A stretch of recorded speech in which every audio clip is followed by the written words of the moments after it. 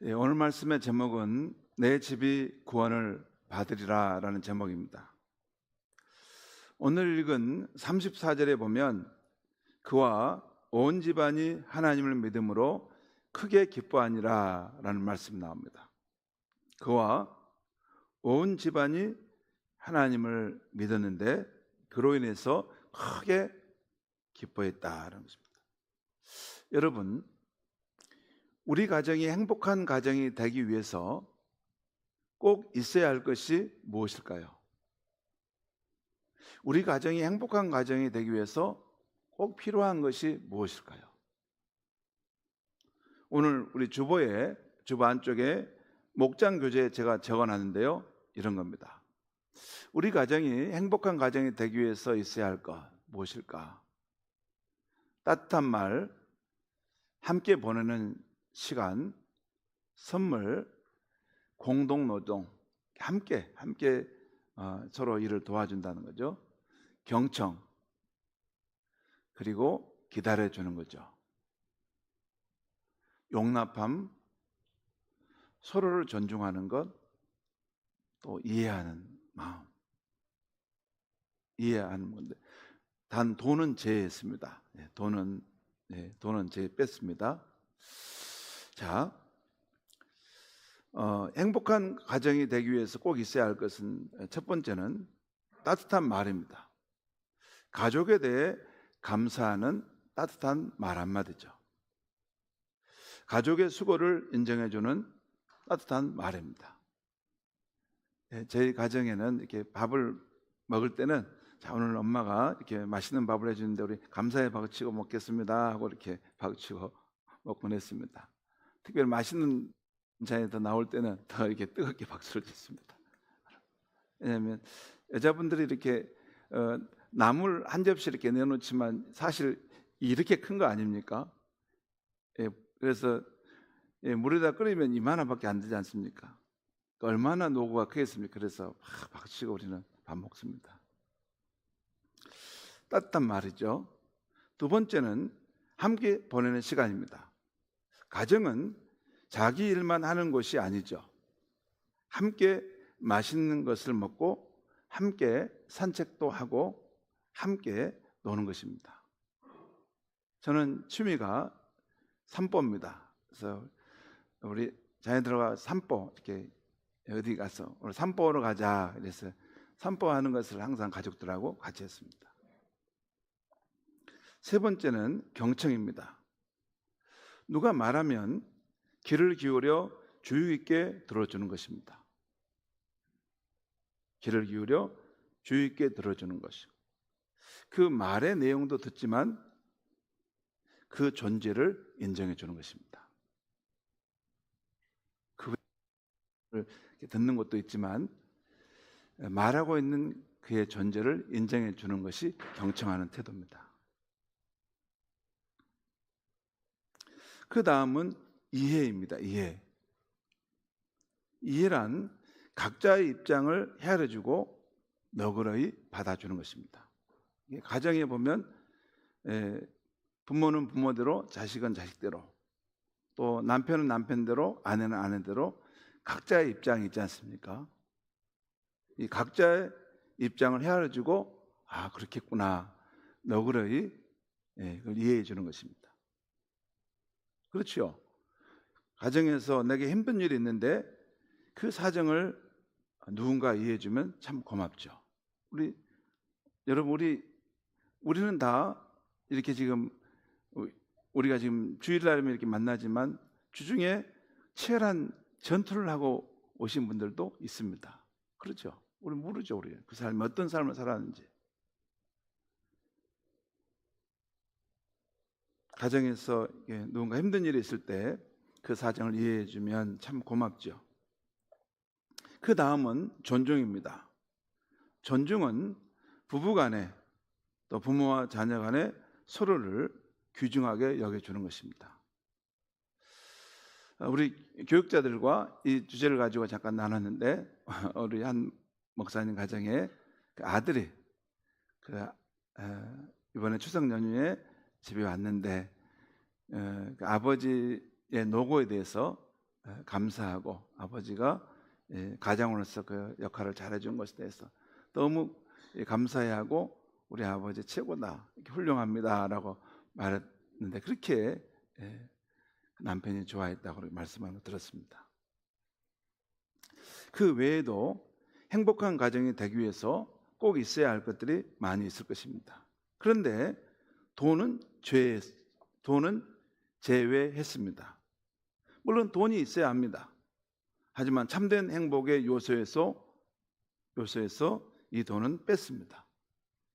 성경적 가치관은 너무 돈을 좋아하면 망한다고 했기 때문입니다. 디모데전서 6장 10절은 돈을 사랑함이 일만하게 뿌리라라고 했습니다.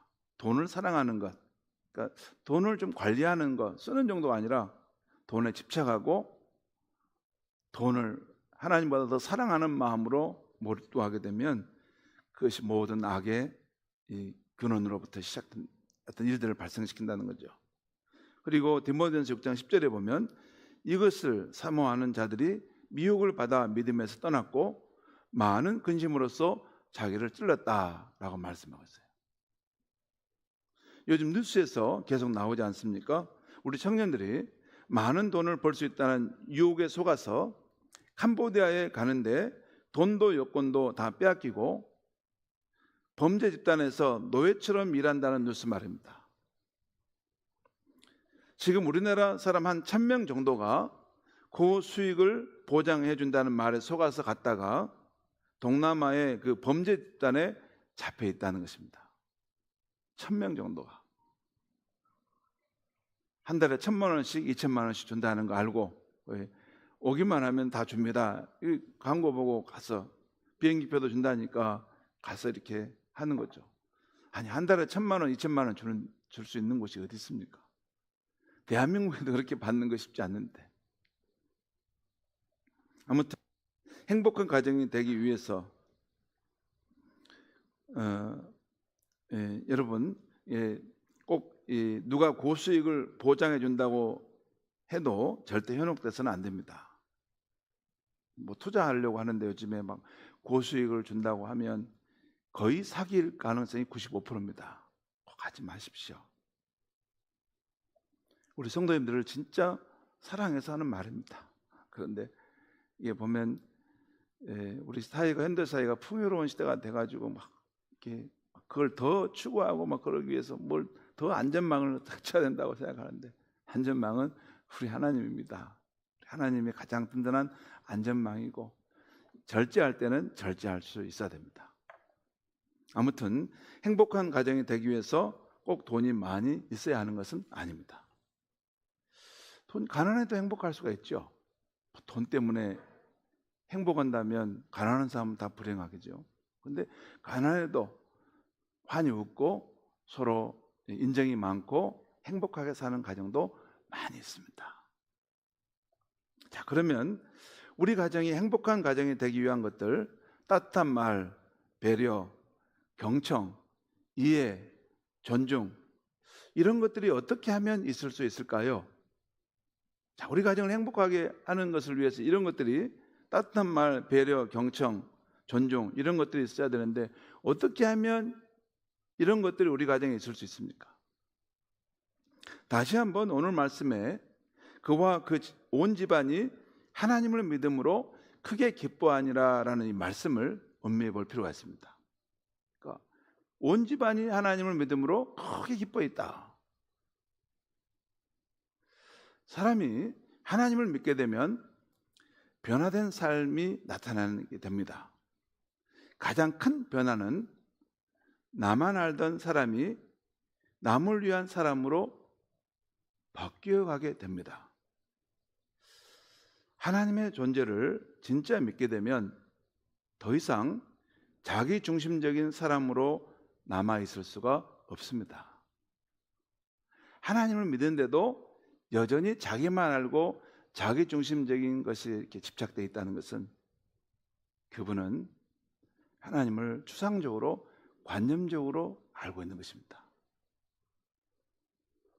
하나님은 우리가 경외할 분입니다. 그분이 진짜 살아계신 것을 내가 믿으면 내 삶에 그 하나님을 모심으로 삶의 변화가 시작되는 것입니다. 특별히 오늘 말씀에 주 예수를 믿으라 할 때, 주 예수를 믿으라 할 때 우리가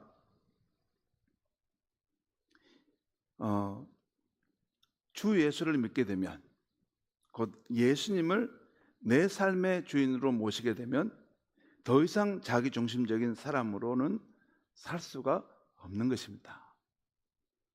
예수를 믿는 것은 그냥 여러분 십자가에 날 위해 속죄와 죽음을 당하신 그 예수를 한번 믿고 마는 게 아니고, 기독교의 예수님은 십자가에 죽으시고 장사됐지만 어디 계십니까? 다시 부활하시고 살아 계십니다.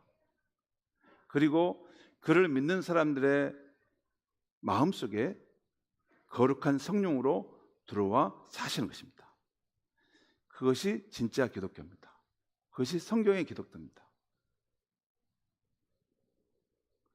그렇기 때문에 주 예수를 믿으라라는 말은 예수를 너의 인생의 주님으로 믿으라는 것입니다.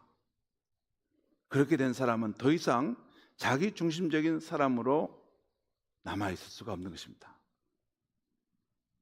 전에는 내가 내 삶의 주인이었는데 이제는 예수님을 주인으로 모시고 살기 때문에 예수님처럼 남을 사랑하는 사람으로 점점 바뀌어 가는 것입니다.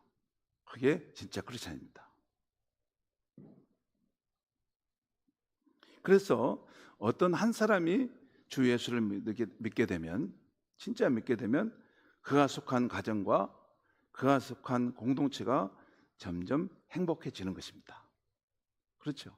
여러분 가정과 어떤 공동체의 가장 어려운 점이 뭡니까? 그 고집이 강하신 분은 아닙니까? 자기 주장이 세신 분이죠. 그걸 가지고 공동체를 전체를 이렇게 그냥 가정도 그렇고 다 휴가하지 않습니까? 예수를 안 믿을 때는 내가 내 인생의 주인입니다. 근데 예수를 믿으면 날 위해 십자가에 죽으시고 부활하셔 지금도 살아계신 예수님이 성령으로 내 마음속에 오신 것을 모시고 사는 것입니다. 그게 기독교고 그게 성경적인 그런 믿음인 것입니다. 더도 알고 덜도 아니고 딱 이게 믿음입니다. 그래서 진짜 사람이 주 예수를 믿게 되면 그가 속한 가정, 그가 속한 공동체가 점점 그 한 사람을 인해서 행복해져 갑니다. 왜냐하면 예수님이 그 안에 역사하고 계시기 때문에, 그의 생명이 그의 삶을 통제하고 있기 때문에, 복된 통치가 나타나고 있기 때문에 그의 말하는 것도, 그의 마음 씀씀이도, 사람들과의 관계를 맺는 방식도 이전에 나만 알던 방식을 버리고 예수님이 그 겸손하고 사랑 많으신 예수님이 그 갖는 마음을 가지고 그 공간을 만들어가는 것입니다. 그게 기독교입니다. 오늘 말씀은 바울이 주 60년경에 지금의 그리스 나라의 빌립보 도시에 들어가서 예수 구원의 복음을 전하다가 감옥에 갇히게 된 상황에서 시작됩니다. 바울과 실라가 차가운 감옥에서도 한밤중에 기도하고 찬송하는데 하나님의 기적이 일어나는 것입니다. 곧 그 감옥에 큰 지진이 일어나서 옥문이 열리고 죄수들의 매인 것이 풀리게 되었습니다. 그러자 그때 잠자다가 깨어나서 이 상황을 본 그 간수가 이게 옥문이 다 열리고 막 이런 상황들이 펼쳐져 있는 거지. 이제 죄수들이 다 이제 도망갔구나 그 생각하고 내가 이제 책임을 져야 될 텐데, 그래서 스스로 자결을 하려고 했습니다. 그때 바울이 크게 소리질러 내 몸을 상하게 하지 말라, 우리가 다 여기 있다, 그렇게 그걸 말했습니다. 그 순간 간수는 두려워 떨면서 등불을 들고 바울에게 나아가 이렇게 묻습니다. 선생님, 내가 어떻게 하여야 구원을 받을 수 있습니까? 아마 그 전에 이 바울 선생이 이 구주 예수님을 전함으로 인해서 핍박을 받는 걸 알고 있어서 아마 그렇게 물었던 것 같아요. 이때 바울은 주 예수를 믿으라, 그리하면 너와 내 집이 구원을 받으리라 라고 전합니다. 그때 간수는 열린 마음으로 주 예수님을 믿고 자기 집에 있는 모든 가족도 믿게 합니다. 결국 온 가족이 세례를 받고 하나님을 믿게 되자 그 가정에 큰 기쁨이 있었다고 오늘 말씀은 전합니다. 오늘 말씀에 주 예수를 믿으면 너와 내 집이 구원을 받는다는 말씀이 나오는데요, 권위 있는 하나님의 말씀인 이 성경은 이 구원에 대해서 이렇게 말씀합니다. 우리 인간과 이 세상, 태초에 하나님께서 무에서 창조하셨다는 것입니다. 특별히 인간을 하나님의 형상으로 지으셔서 영원히 살게 할 계획이셨던 것입니다. 그런데 인간은 하나님을 거부하고 자신이 하나님이 되는 길을 갔습니다. 마치 탕자처럼. 그 결과 생명의 본체인 하나님을 떠난 인간은 결국은 죽게 되고 영원한 멸망에 처하게 될 운명이 되었던 것입니다. 그런데 하나님께서는 잘못된 길을 향해 가는 우리 인류를 살리기 위해서 하나님의 아들을 구원자로 이 세상에 보내신 것입니다. 2000년 전에 유대 땅에 그 하나님의 아들이 사람의 몸을 입고 이 땅에 오셨다는 것입니다. 그분이 바로 기독교가 믿는 예수님이십니다. 예수님은 우리 인류가 지은 죄값을 대신하여 십자가 형틀에서 죽임당하시고 장사되었는데 3일 만에 부활하셨습니다. 그래서 이제는 우리 인류가 구주 예수님을 믿음으로 하나님과 화해하고, 원수된 것을 화해하고 하나님의 자녀가 되는 길을 여신 것입니다. 요한복음 3장 16절 말씀에 이르죠.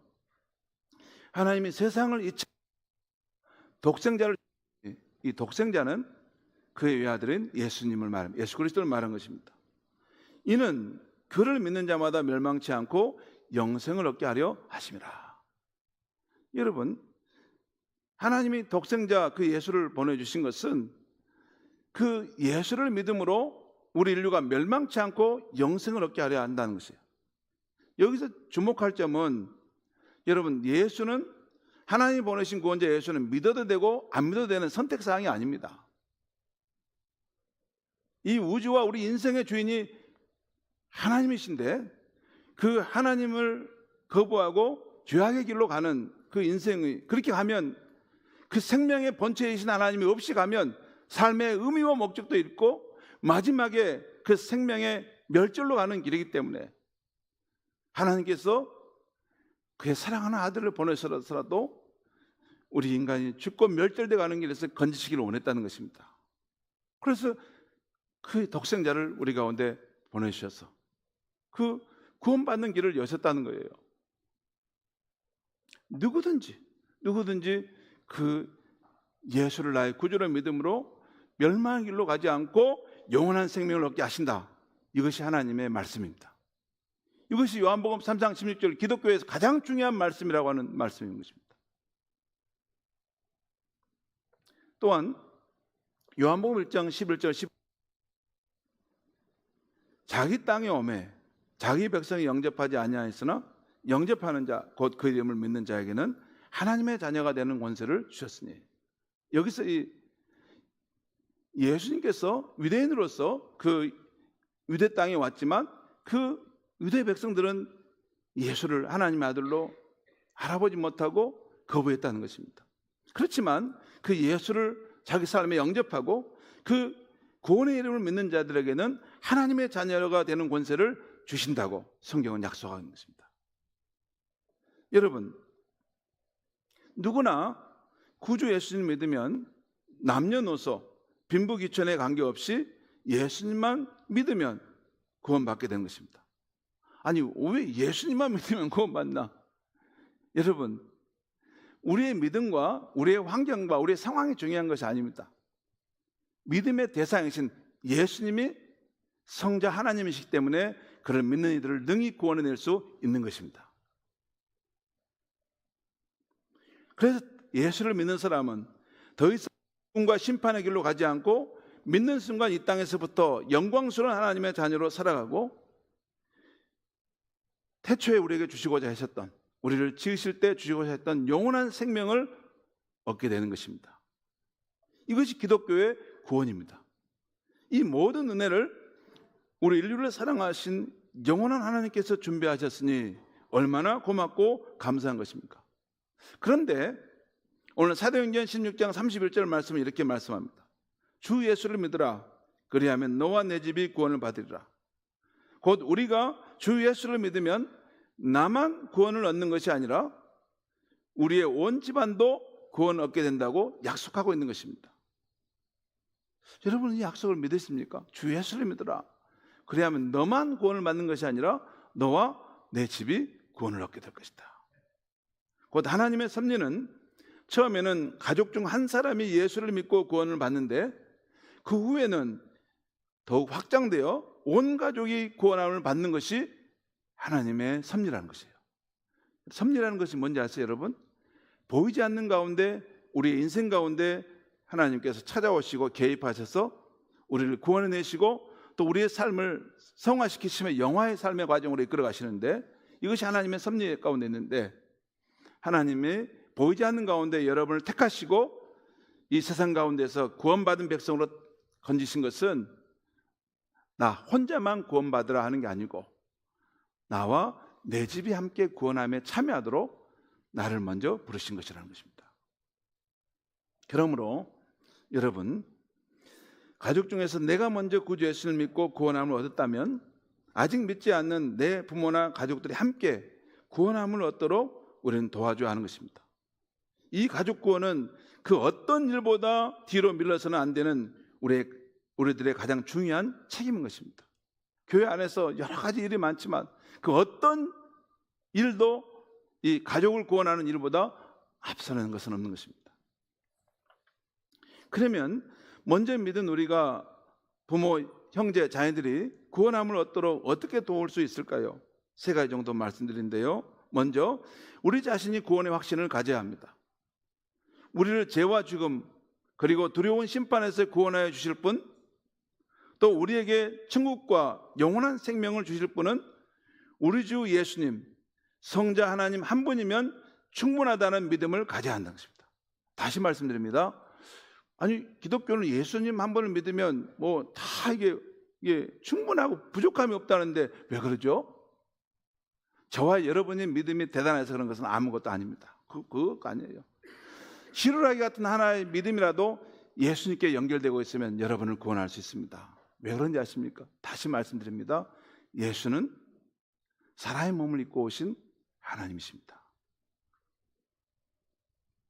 성자 하나님이십니다. 그러니까 그를 믿는 자를 능히 구원할 수 있는 능력이 그분 안에 있는 줄 믿으시기 바랍니다. 그것이 기독교예요. 예수님 한 분이면 충분합니다.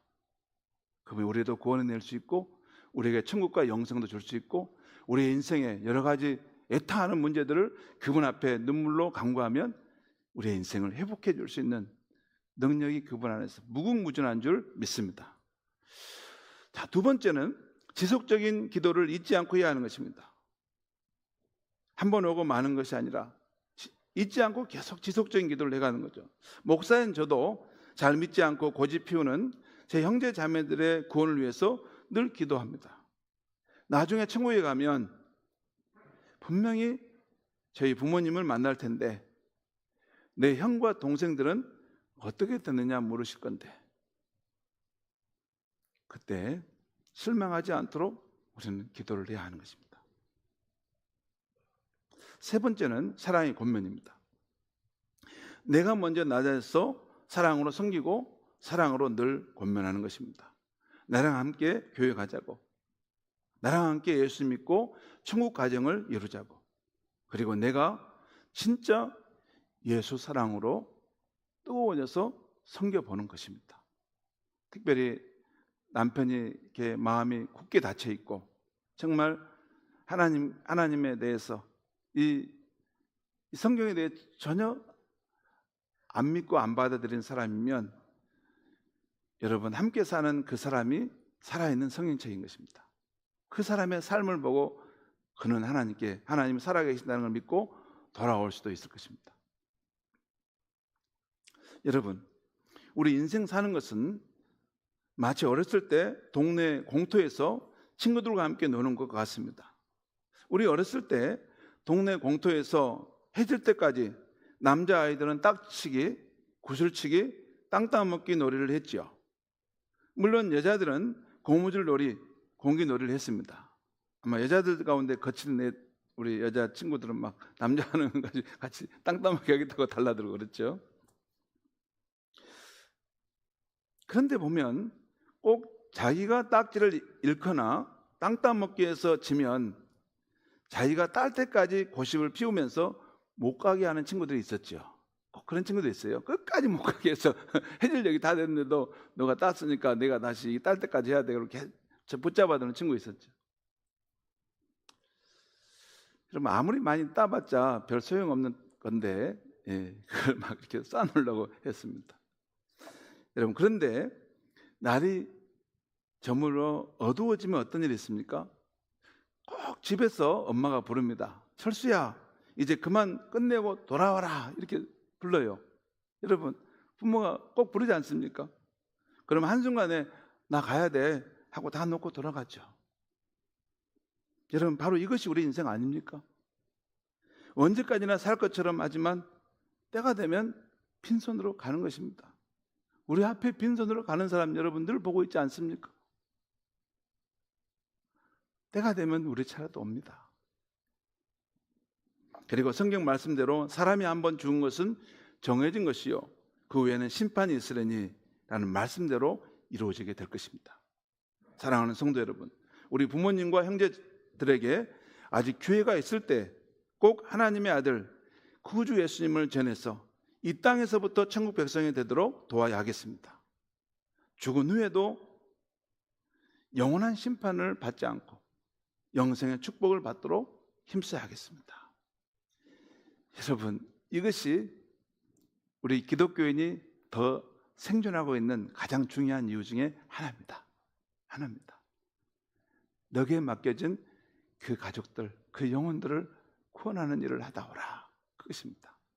그렇게 하고 갈 때 나중에 천국에서 우리 주님을 만나고 또한 우리 부모님을 만날 때 잘했다. 네가 힘들었을 텐데 잘했다 하면서 우리를 반겨 맞아줄 줄 믿습니다. 기도하겠습니다. 하나님 아버지, 오늘 이 아침에 주 예수를 믿으라 그리하면 너와 내 집이 구원을 받으리라 하는 말씀을 통해서 하나님의 그 섭리 가운데 우리를 구원하신 것은 우리만이 아니라 우리가 속한 그 가정, 우리가 속한 그 직장을, 우리가 만나는 그 친구들을 함께 구원하도록 부르신 것임을 알게 하시니 감사합니다.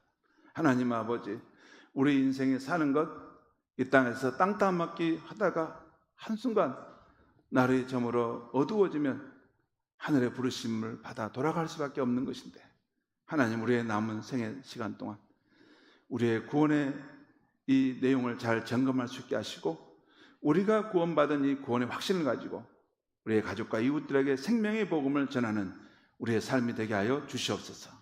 예수님의 이름으로 기도합니다. 아멘.